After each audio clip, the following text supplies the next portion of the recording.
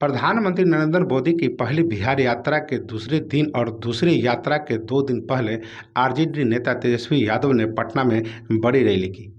पहले के महागठबंधन और अब इंडिया अलायंस में शामिल दलों को समर्थन तेजस्वी को मिला। रैली में जुटी भीड़ को अगर वोटों के रुझान का पैमाना माना जाए तो तेजस्वी पहली नज़र में कामयाब नजर आते दिख रहे हैं। तो सबसे पहले नमस्कार, आप देख रहे हैं न्यूज ईरा और मैं आपके साथ विपिन। राष्ट्रीय जनता दल की रविवार को पटना में हुई रैली को इंडी अलायंस के प्रमुख राजनीतिक दलों का न सिर्फ पूरा समर्थन मिला बल्कि बड़े नेताओं ने शिरकत भी की। कांग्रेस के राष्ट्रीय अध्यक्ष मल्लिकार्जुन खड़गे और राहुल गांधी के अलावा भाकपा के डी राजा, माकपा के सीताराम येचुरी, सीपीआई-एमएल के दीपांकर भट्टाचार्य और समाजवादी पार्टी के नेता और उत्तर प्रदेश के पूर्व मुख्यमंत्री अखिलेश यादव भी पहुंचे थे। राजनीति से सरोकार रखने वाले लालू परिवार के 5 सदस्य भी मंच पर मौजूद थे। राजद के राष्ट्रीय अध्यक्ष लालू प्रसाद यादव, उनकी पत्नी पूर्व मुख्यमंत्री राबड़ी देवी, उनकी बड़ी बेटी मीसा भारती के अलावा दोनों बेटे तेजस्वी यादव और तेज प्रताप तो रैली के आयोजक ही थे। 20 फरवरी से 1 मार्च तक बिहार में जन विश्वास यात्रा के बाद तेजस्वी ने 3 मार्च को पटना के ऐतिहासिक गांधी मैदान में जन विश्वास रैली का आयोजन किया था। रैली में उमड़ी भारी भीड़ से तेजस्वी यादव का उत्साह तो यकीनन बढ़ा होगा। साथ ही पस्त पड़े इंडी अलायंस के नेताओं को भी रैली की भीड़ से ऑक्सीजन मिला होगा। लालू यादव भी अपने दौर में तरह तरह के नामों से रैलियां करते रहते हैं, लेकिन बरसों बाद आरजेडी की शायद इतनी शानदार रैली पहली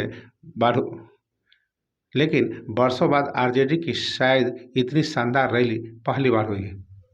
रैली की सफलता का श्रेय सीधे सीधे तेजस्वी यादव को ही जाएगा, क्योंकि इसके लिए उन्होंने बिहार में 10 दिनों का पहले तूफानी दौरा किया।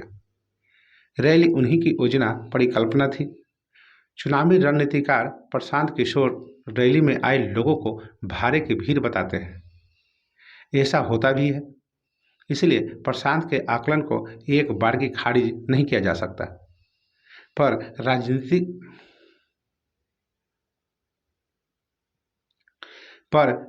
में दशक से भी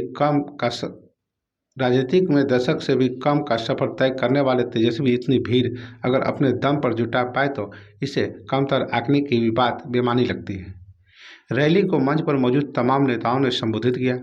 उम्रदराज और अनुभवी नेता भी उसमें शामिल थे। प्रधानमंत्री मोदी की आलोचना में सबने अपनी ऊर्जा जाया की, लेकिन तेजस्वी अपने 17 महीने के कार्यकाल की उपलब्धियां गिनाते बजाते रहे।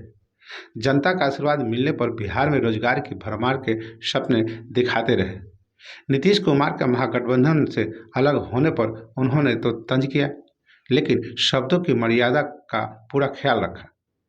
मल्लिकार्जुन खड़गे की तरह उनकी जुबान से न नीतीश कुमार के लिए जहर बुझे शब्द निकले और न नरेंद्र मोदी की कटु आलोचना गूंजी। खड़गे के निशाने पर तो नीतीश नहीं थे, लेकिन मोदी को खड़गे ने झूठों का सरदार कह दिया। तेजस्वी ने मोदी की आलोचना में भी नीतीश को ही निशाने पर रखा और उन्होंने कहा कि मोदी जी कई तरह की गारंटी तो दे रहे हैं, पर क्या वे चाचा नीतीश कुमार के न पलटने की गारंटी दे सकते हैं। पूर्व उप मुख्यमंत्री तेजस्वी यादव ने अपने भाषण में रोजगार का उल्लेख खूब किया। यानी 17 महीने नीतीश के साथ उप मुख्यमंत्री रहने की वजह से रोजगार सृजन की दिशा में उन्होंने जो काम किया उसे ही गिनाया। इसी को आधार बनाकर उन्होंने जनता से आशीर्वाद भी मांगा। तेजस्वी की पूरी कवायद से एक संकेत साफ निकलकर सामने आया कि उन्हें दिल्ली की बजाय बिहार की अधिक चिंता है। रैली की भीड़ भी यही बोलती रही कि तेजस्वी मने नौकरी। तेजस्वी ने 10 लाख सरकारी नौकरी का जो वादा 2020 के विधानसभा चुनाव में किया था, उस पर सरकार में रहते कैसे उसे नीतीश कुमार से पूरा कराया, जिससे तब नीतीश ने यह कहकर मजाक उड़ाया था कि इसके लिए पैसे कहाँ से लाएंगे। कोई माने या न माने, पर रैली में जुटी भीड़ से साबित हो गया कि तेजस्वी की लोकप्रियता का ग्राफ काफ़ी बढ़ा है। भीड़ का उत्साह अगर वोटों में तब्दील हो गया तो सत्ता पक्ष की मुश्किलें तो पैदा होगी ही। यह अलग बात है कि लोकसभा चुनाव के लिए एनडीए के पास नरेंद्र मोदी जैसा चेहरा है। मोदी का चेहरा कितना प्रभावशाली है, यह 2014 से ही लगातार दिख रहा है। अपवाद छोड़कर 2014 से अब तक कितने राज्यों में विधानसभा चुनाव हुए? मुख्यमंत्री के चेहरे के बजाय भाजपा ने मोदी के नाम पर ही वोट मांगा। राजस्थान, मध्य प्रदेश और छत्तीसगढ़ में हाल ही में भाजपा को असेंबली चुनाव में जो कामयाबी मिले उसके पीछे मोदी का ही चेहरा था।